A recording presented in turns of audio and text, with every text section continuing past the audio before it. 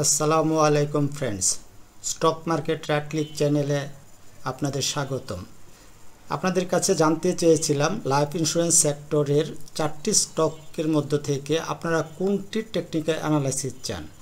আপনারা অনেকেই ভোট দিয়েছেন ও আমাকে সাপোর্ট করেছেন, তাই আপনাদেরকে ধন্যবাদ জানাচ্ছি। পোলের রেজাল্ট দেখার আগে আসুন আমরা লাইফ ইন্স্যুরেন্স সেক্টরের 4টি দেখে আসি। এই হলো সেক্টর চার্ট। আমি সাধারণত MA ক্রস 2050 ফলো করি। আপনারা হয়তো EMA বা M এর অন্য কোনো ভ্যালু ইউজ করেন। চার্টে আমরা দেখতে পাচ্ছি MA ক্রস হয়েছে ও প্রাইস MA ক্রসের উপরে পারফর্ম করছে, তাই আমরা বলতেই পারি সেক্টর আপ ট্রেন্ডে আছে।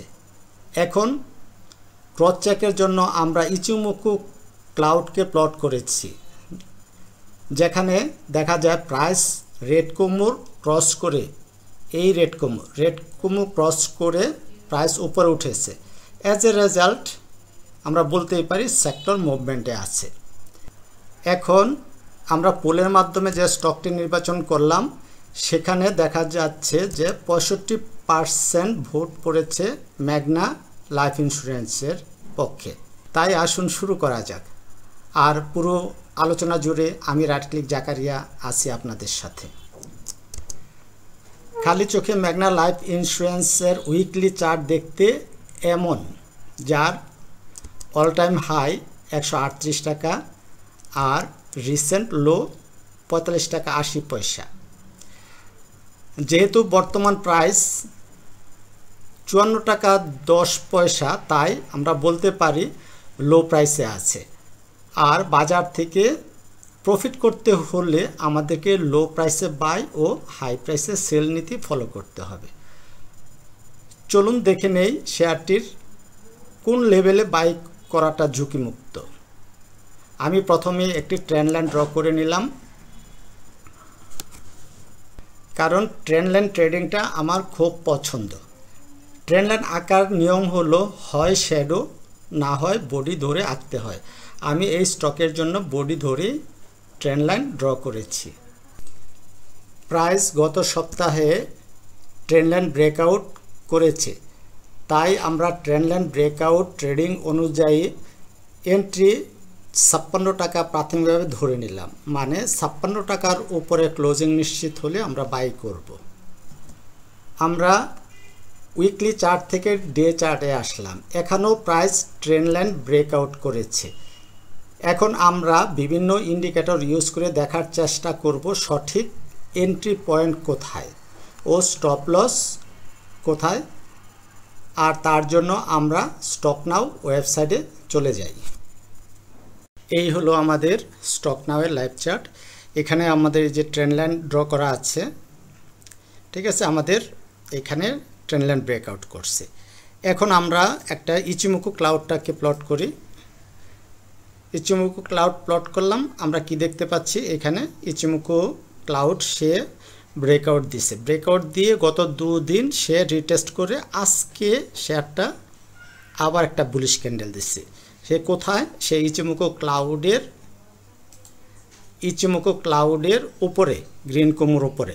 তাহলে আমরা বলতে পারি আমাদের ট্রেন্ড লাইন ব্রেকআউট হয়েছে, আমাদের ইচিমোকু ব্রেকআউট হয়েছে, পাশাপাশি আমাদের MA 2050 সেটাও ক্রস ওভার হয়েছে।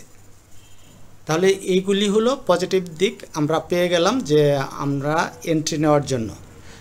পাশাপাশি যদি আমরা বলিঞ্জার ব্যান্ড দেখি, বলিঞ্জার ব্যান্ডটা যদি আমরা দেখি, দেখেন বলিঞ্জার ব্যান্ডটাতেও আমাদের একই কাজ। বলিঞ্জার ব্যান্ডের মিডল ব্যান্ডের উপরে শেয়ারটা সাপোর্ট নিছে, তার মানে এটা আমাদের পজিটিভ দিক, ঠিক আছে, এন্ট্রি নেওয়ার জন্য। তাহলে এন্ট্রি পয়েন্টটা কোথায় হবে সেটা আমরা একটু পরে আসতেছি।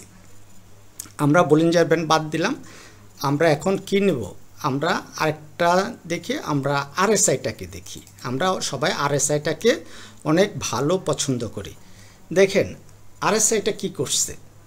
RSIটা এই যে 60 আর এই হলো 40। আমি 60 আর 40টাকেই প্রিফার করি, সে কারণে আমি 60-40 এখানে প্লট করে রাখছি।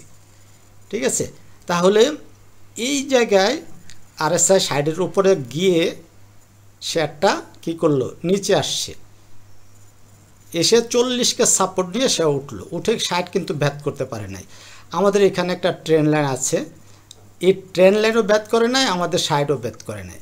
আর যদি আমরা এখানে দেখি, এখানে আমাদের ট্রেন্ড লাইনটা ভেদ করছে, আমার এই 60ও ভেদ করে নাই, কিন্তু আমাদের প্রাইস কিন্তু ট্রেন্ড লাইনের উপরে আছে, আমাদের RSI 60-এর উপরে নাই। তাহলে আমরা কি করতে পারি, অ্যাজ এ RSI আমরা একটু অপেক্ষা করতে পারি। আগামীকালকে 60-এর উপরে যদি RSI আমাকে স্টেবল হয় তাহলে আমরা বাই করব। সে কোন লেভেলে, আমরা বলছিলাম 56 টাকা লেভেলে। এখন হতে পারে 56 টাকা বা তারও উপরে।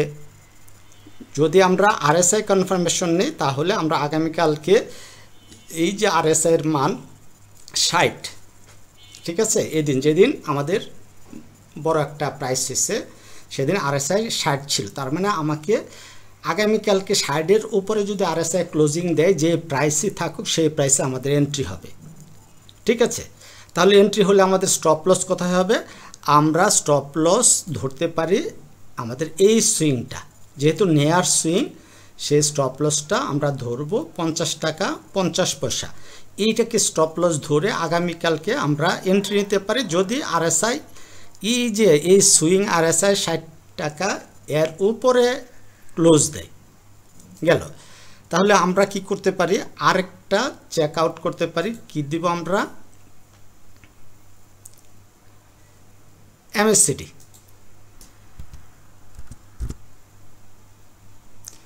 MACD মুভিং অ্যাভারেজের আমরা দিলাম, প্লট করলাম।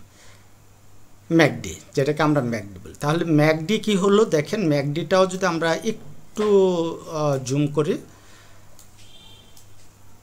তাহলে কি হলো, আমাদের MACDটা জিরো লাইন পার করে আবার নিচে আসছে, তার মানে সে রিটেস্ট করছে, রিটেস্ট করে আবার সে জিরো লাইনকে পার করছে। পাশাপাশি আমাদের হিস্টোগ্রামগুলি কে আস্তে আস্তে বড় হচ্ছে, তার মানে এইটাও আমাদেরকে বলে ম্যাগনা লাইফ সব দিক দিয়ে একটা ভালো অবস্থানে আছে।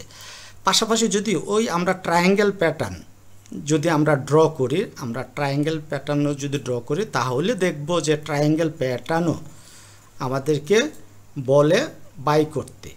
ঠিক আছে, মনে করেন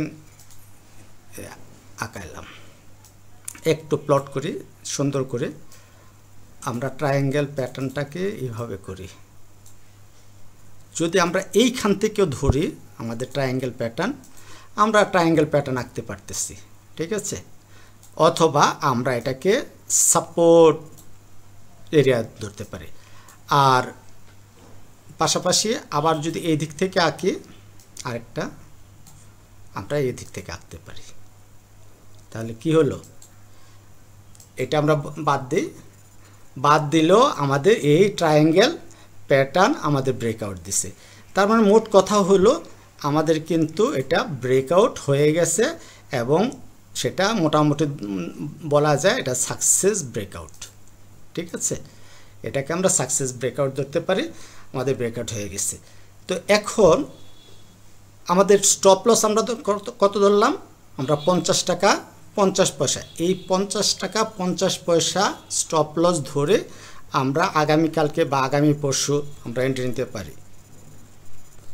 ভিডিওটি শেষ করার আগে রিকোয়েস্ট রইল, অ্যানালাইসিসটি যদি ভালো লাগে তাহলে ভিডিওটিতে লাইক দিবেন, কমেন্ট করবেন এবং শেয়ার করবেন। পাশাপাশি সাবস্ক্রাইব করবেন, সাবস্ক্রাইব করে বেল বাটনটা অন করে দিবেন যাতে করে পরবর্তী ভিডিওর নোটিফিকেশনটা সবার আগে আপনার কাছে পৌঁছায়।